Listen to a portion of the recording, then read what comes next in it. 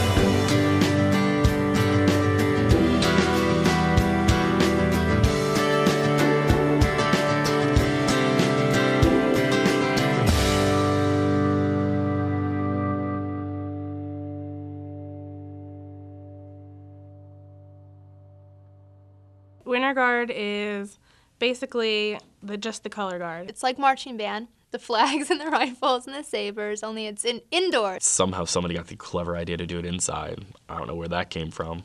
Kind of crazy, actually, if you think about it. Instead of having the marching band there, just the color guard with recorded music in a gym. And we put on a 5 to 6 minute show. Apex was, at its simplest concept, it was to offer color guard experiences in the Delaware Valley. And the way it's fallen is over the years, Apex has developed into our world-class unit. Apex is basically your life from November until May. Our usual rehearsal is Saturday from 9 in the morning till 9 at night, and Sunday from 9 in the morning till 4 at night, with occasional Friday, which is from like 7 to 11. You know, and I always said that Fridays were such a bitch because I just finished working a 40-hour work week, 40-plus hours with my second job, you know? Basically, you give up your social life for color guard, and that becomes your social life. So it's really tough, but you want to be there, so you make it work, and you make the most of it, and you have fun. Even though at the end of the day you're tired, and you want to die, and just crawl into bed, and not have to wake up at 7 o'clock the next morning to get shower and get to rehearsal. We definitely give up a lot to be in this organization, as does everybody else who does this activity. I've been to the point where at the end of the season, I'm like, I am not doing it next year. This is too much stress. I can't do this. Yeah, you want to quit every once in a while. But it's like, when you spend so much time and so much work doing anything, there are times when you want to give up in anything you do, but you don't. This year, we took a look at the group that we had, and it was a special year for us in the sense that it was our 10th year as a performing ensemble. They decided that, okay, look, it's going to be the last year. Let's turn this into, like, the celebration of an ending. It's not a preconceived theme show where this is your character, play a character. It's really about us, and it's really about us telling our story. At least the way I see it, it's not really a show for other people. It's great that other people come and watch us, but our show is a celebration of us. These are all people who've performed with the group from 2 to 9 years. All these performers have very much given up a large chunk of their life or made a large chunk of their life being in Apex.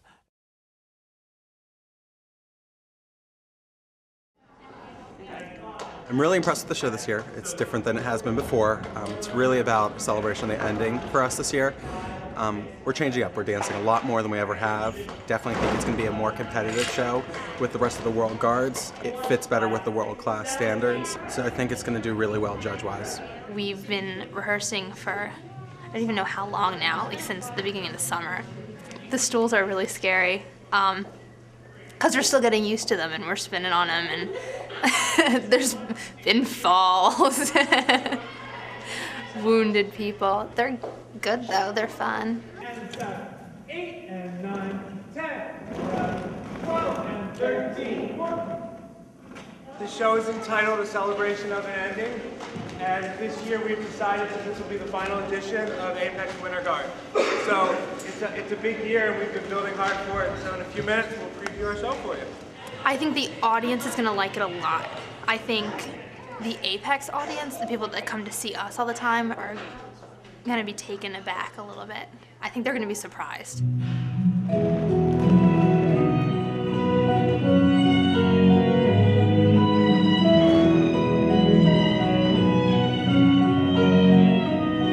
I was worried what everybody else is going to think because, you know, it's not typical Apex. It feels a lot different. It feels so much different than it ever has in the 9 years I've done it for, so it's good, it's exciting.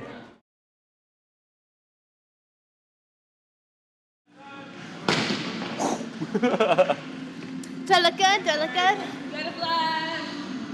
Jackie. Jackie's flaky. I love Jackie. I absolutely love Jackie. I've known her since we were probably like 7. We were on a bowling league together when we were little kids.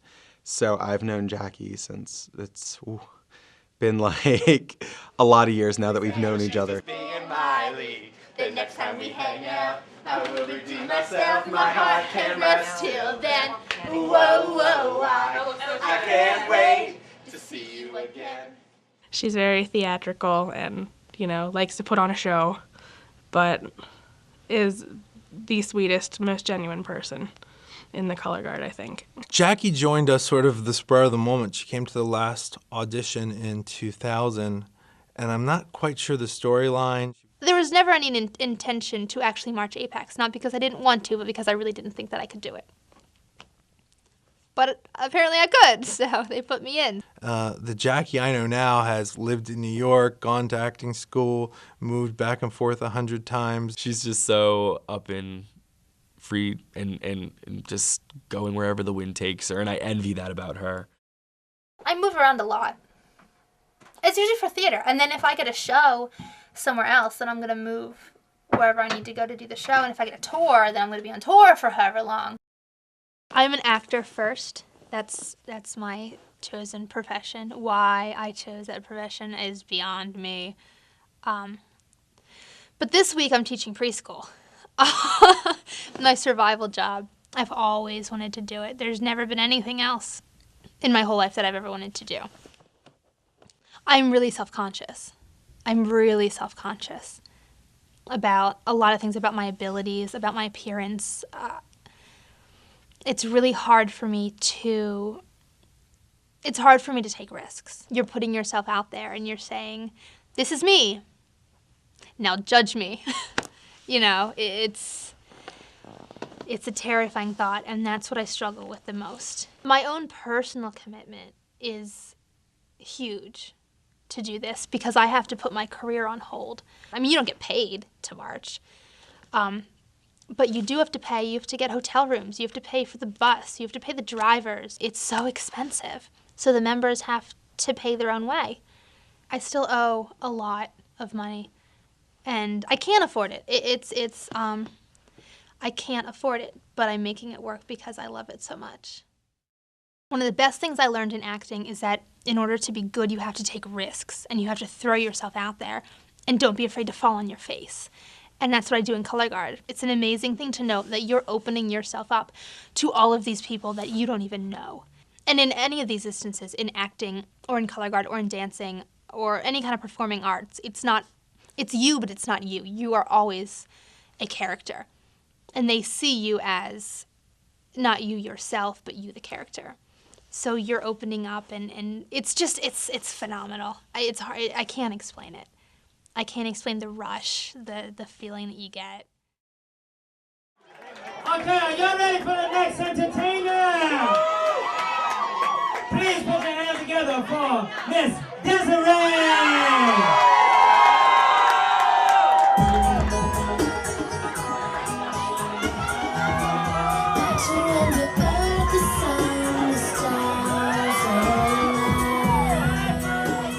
Desiree. I remember the day I found out Micah was doing drag, I was like, what? Because I didn't know any drag queens at that point. Micah is flamboyant for the most part. He entertains. He's definitely entertaining.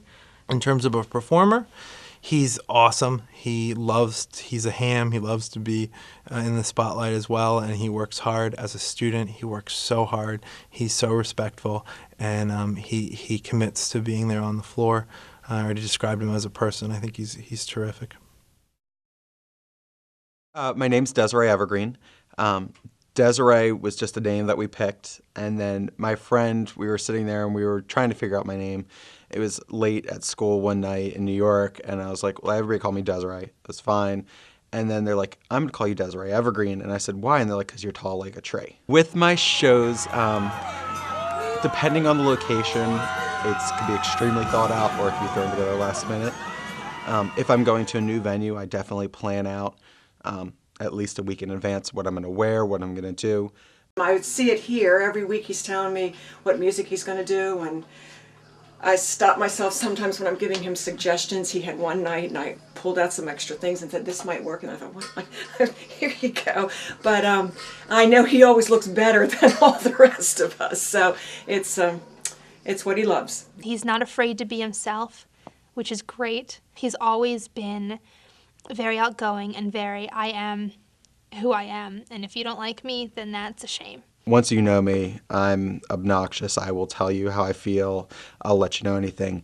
But when I first meet people, I'm very reserved. I'm very cautious of people, and I think Desiree is completely different than that. Very outgoing, willing to do whatever, whenever, go anywhere, do anything. I usually 9 times out of 10 will go out as a girl just because it's an escape from your everyday. I almost think that it's almost like a shield.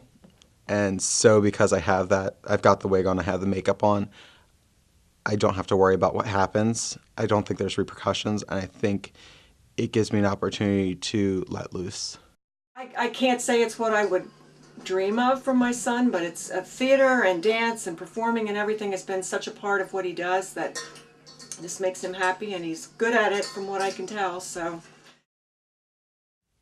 I think that me living as a woman full-time would be really difficult for me at this point in my life with my family being around. I don't think I'd ever go through a full sex change. As weird as that to say, I'm very happy with my penis. Everybody laughs when I say that. I would definitely want to live as a woman though full-time, ideally, but I don't think it'll happen anytime soon. If at all. And it's something that I've come to accept, and I've come to accept that it's the best thing, I think, for my situation with my family, and that's why I love performing, because it gives me an opportunity still to express that other side of me. Oh, so you totally missed when I nailed myself in the face in the run-through, bleeding. Parallel, leaned back, missed it, nailed my nose, feel the blood coming, grab, get back in, half a count, count out totally. I didn't grab my nose either because I have brand new gloves and I can't get them ready. So I'm like snorting up the blood so it doesn't spill on the floor or on my gloves. Leaning, still doing the rest of the thing, get up, toss, go, keep going. Leaping off, there's little trails of blood. At the world-class level, the demand on the performer is very high. Certainly members, deal with broken fingers, broken toes, broken ankles, broken wrists, anything that a professional dancer or anyone involved in a contact sport deals with. You're constantly practicing on a concrete floor, jumping around, putting stress on your body.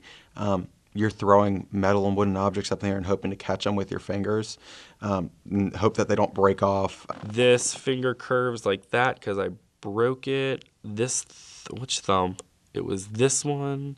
It bends to the left because I've jammed it at least 5 times. I mean, even during rehearsal, this week I had to have caught my saber wrong because I honestly don't know how I hurt my hand, but I split the webbing in my fingers. I didn't know it until after rehearsal was over and I was in the van on the way back to the hotel. And I'm like, why am I bleeding? And there's definitely a lot of ice and rest and lying flat and, trying to treat your body the right way. The group has to learn how to train their body and deal with it. And that's sometimes hard. Every once in a while, if I go out, like last season when I went out in flip-flops, people were like, what's wrong with your feet? Yeah. I dance. No, see, I don't mind it because if I'm gonna hurt this bad, then I want them to show. I want them to know I'm serious. Oh, no, it's nice. You look great. I think a lot of people are like that though. It's like, if you get a bruise, it better be in a good spot. You want to see all my bruises? I have a good one right now, right? Like, oh, there's one right there. There's a good one right there. And my knees are dried to hell. I have bruises on my foot. Nick cracks me up. I've known Nick for a long time. I went to high school with Nick, so I knew him when he was straight. Nick joined Apex in 1999 as a founding member, and at that point he was just a little bird of a person, and he had a mouth that would run and run and run. Nick is loud and sometimes obnoxious and a really strong performer, but sometimes he's a little too strong and makes the rest of us look a little wimpy. But Nick is, you know, as Steve would say, the face of Apex. You know, everybody recognizes him. I was walking through the hallway at the home show, and one girl was like, "It's that guy from Apex." And I'm like, "Really? Hi, I'm Nick." Like, I was like, "Hi, I'm Nick." And they're like, so I like the attention, because I do, you know, but I don't know. I guess it's my 15 minutes of fame, you know.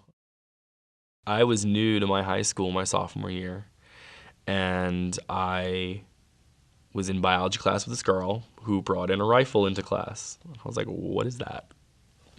She's like, "Oh, it's my rifle." She's like, "I'm in the color guard." I'm like, "What's the color guard?" She's like, "Why don't you come do it?" She's like, "Seem like you're interested." So I went and started learning the show that night, and that was my sophomore year of high school. How I got in, and it just progressed, and it was all just stuff that happened right in a row to lead me to here. I don't know. People think it's weird when I say I did color guard, you know, because people's first impression of like if you did it in marching band was like, all right, well, you're not in high school anymore, you know, or you're not even in college anymore, you know. There's so many times where I don't even know why I do color guard. Surely isn't because, you know, I have copious amounts of money that I like to throw out there, you know, but it's what I do.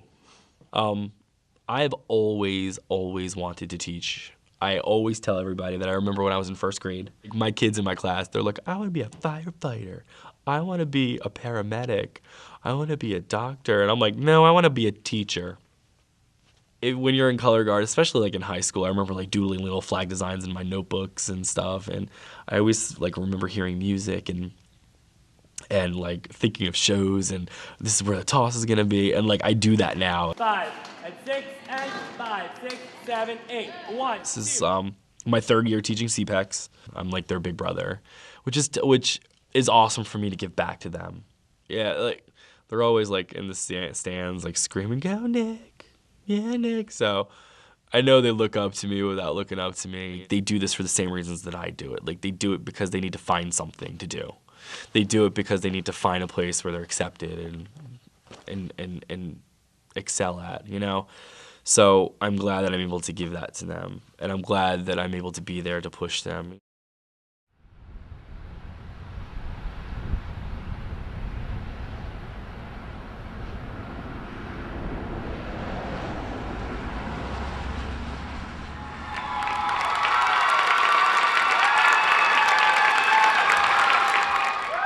Apex winner Rowan, you may take the floor in competition. Home show is such a mixed bag of emotions for any performer because you have an amazing crowd. So for Apex, it could be a wonderful breakthrough performance because you have that kind of feedback. But we've also seen from many guards, and Apex included, that when you have that kind of enthusiasm and support and cheering, roaring crowd, that it can go the wrong way.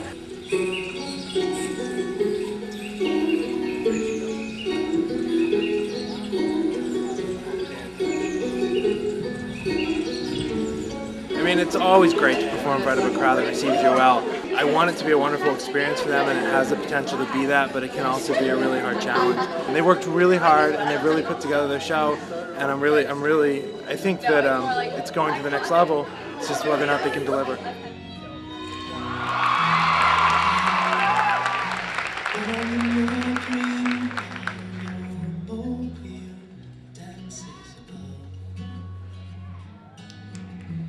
think to myself, it's a beautiful night, and I know everything's gonna be alright. Yes, now I know it'll be alright.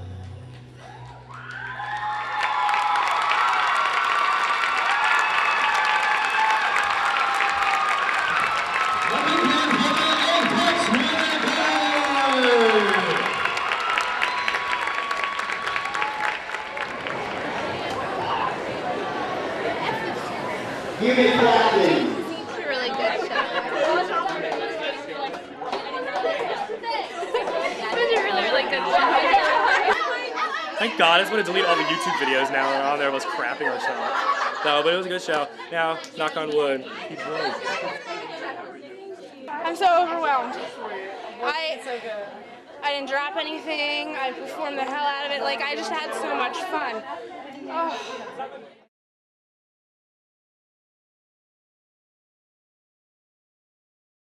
I love Wifey.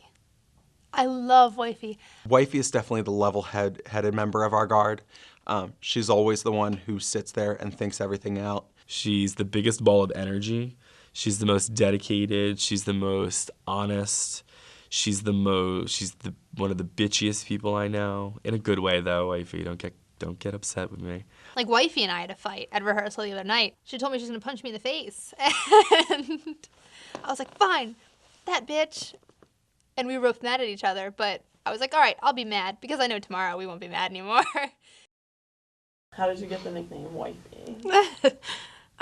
It started my first year in Apex, which was 2000, and I did this thing where I'd be like, oh my gosh, I love you, will you marry me? To everyone. And, everyone was like, sure, sure. And Nick started calling me his wife. And from then on, Wifey just stuck. For the most part, I do color guard because it's a stress relief for me. I mean, in the beginning, it was just, in high school, it was just to have fun and, be with my friends. And then it turned into my escape from reality. And now it's my second family. Right now, I'm working at Wawa. It's not what I want to do, but it's paying the bills. I taught for a while, and it sucked. And so I'm hoping to drop some poundage and try out for Disney. I would love to be a dancer in one of their productions. I do not want to sing, no, but I would love to be I even just, like a little backup dancer, or I would even settle for, being Winnie the Pooh and dancing around on the stage and that.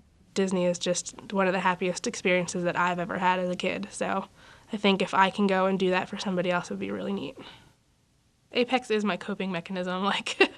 I go there and I get to put everything else out of my mind. It's a huge commitment and it's draining, but so rewarding. My dad, he doesn't get it. Even though he was in the band, he played trumpet, and he does not get it at all. And the only compliment he never made a compliment. The only comment he ever made after a show was, I don't get the judging system. And it's frustrating because you're like, I don't understand why you can't just come and support me and give me a hug and say I was beautiful. I don't understand, why can't you do that? So I definitely sacrificed my relationship with him to do it. But at the same time, I think color guard is so much more rewarding than everything that I've sacrificed, so it was worth it. Color guard's just so easy to stick with and so easy to, you're good at it and you have so much fun with it, and then to think I'm going to stop that and move on to something else, I don't know what else I would move on to. I don't know what I'm going to do next year, and it's scary. They become family because you're with them for so long that, I'm sorry.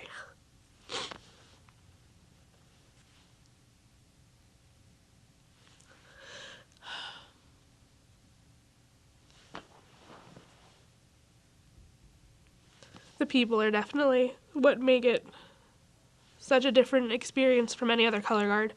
You see all the other color guards out there, and you know that they're not friends. You know that they don't hang out outside of color guard, and it's upsetting to watch that. And with Apex, they're the people I call when I have trouble at home, and they're the people that I think of, to tell a funny story to, or it's definitely the people that keep me coming back.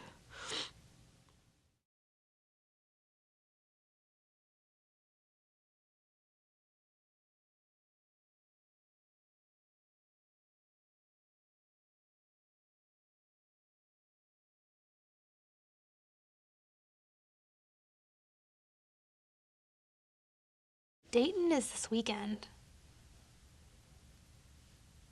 Dayton is this weekend. I don't think it's really sunk in because the season has gone by so fast. What's going to happen is we're going to go out to Dayton and we'll compete in a preliminary round, and then based on where we rank, if we're in the top 15, we'll go to finals. I mean, it's always been my personal goal to be in Independent World Finals. And I was really feeling like at my highest high, I was like, oh, we're going to do this. We're totally going to do this. I've seen that movie. We could win. You know what I mean? And it doesn't matter where you are. It doesn't matter if we were in first place or in last place. This week coming up to it, in the back of my head, we could win. It's Dayton. No, it's not. It's rehearsal.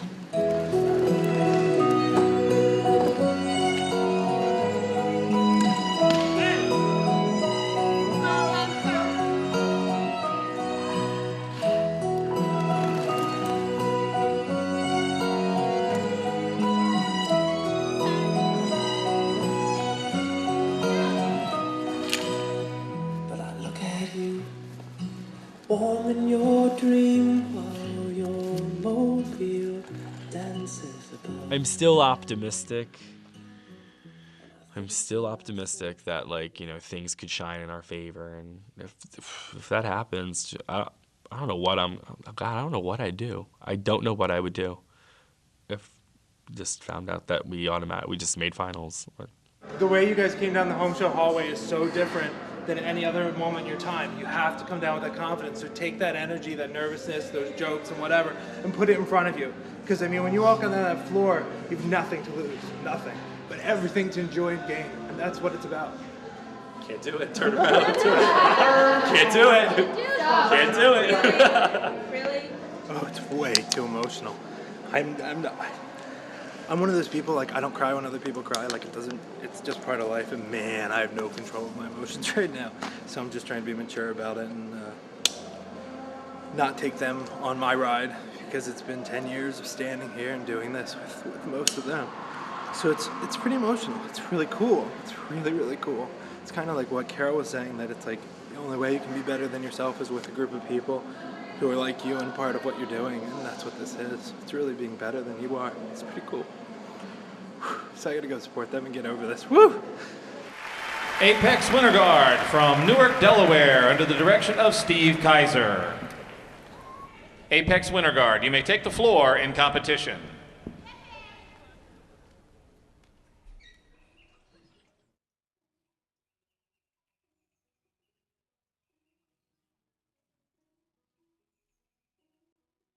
It's a lot of build-up for not much performance time, which is a shame, but that's kind of how any piece of art is. You're putting your thoughts, your creativity, your brain cells, your sweat, your hours up at 2 a.m. It sucks when you have to question it, when you have to wonder if it's good enough, when you have to sit there and say, wow, we got a low score, we're not in the top 5.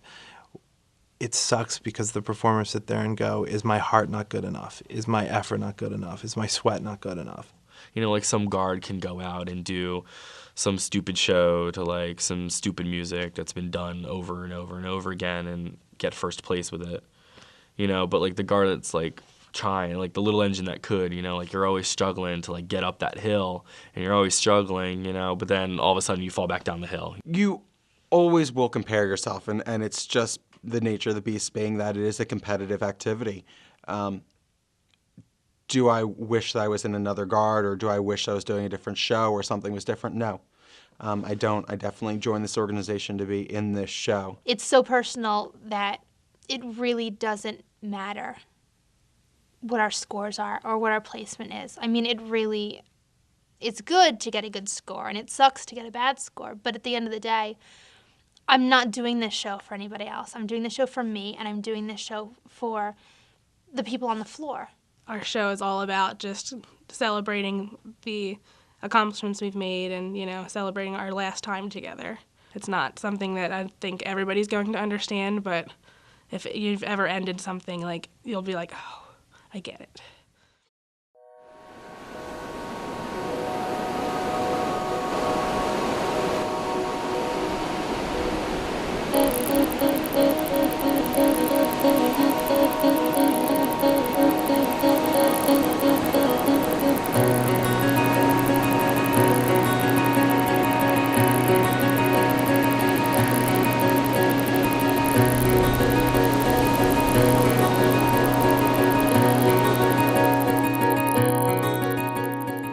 time.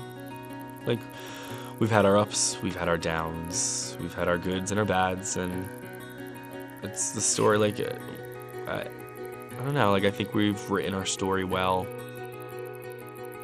Color guard is definitely a huge part of my life that makes me feel good, and it's definitely my stress reliever. And I go there to get away from everyone else that gets on my nerves and every other situation that is upsetting or depressing,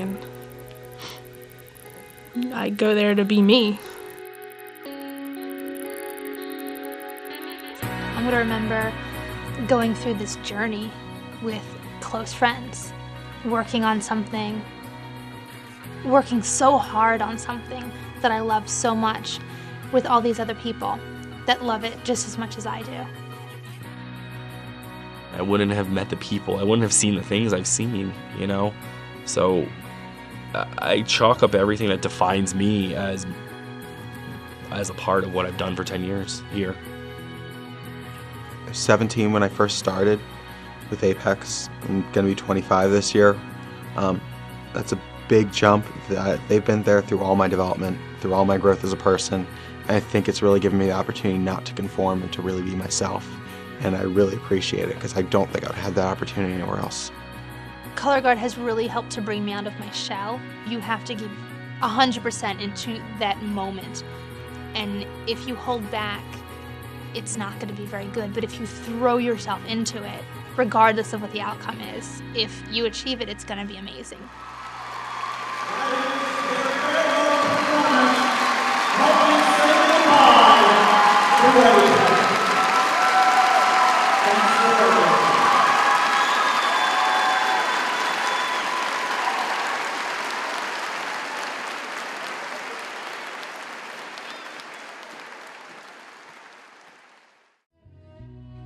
I know it's easy to say, but it's harder to feel this way.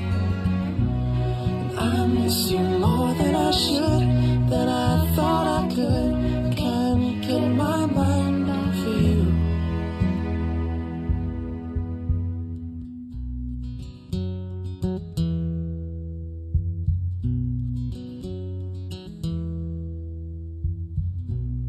And I know it's easy to say, but it's harder to feel this way.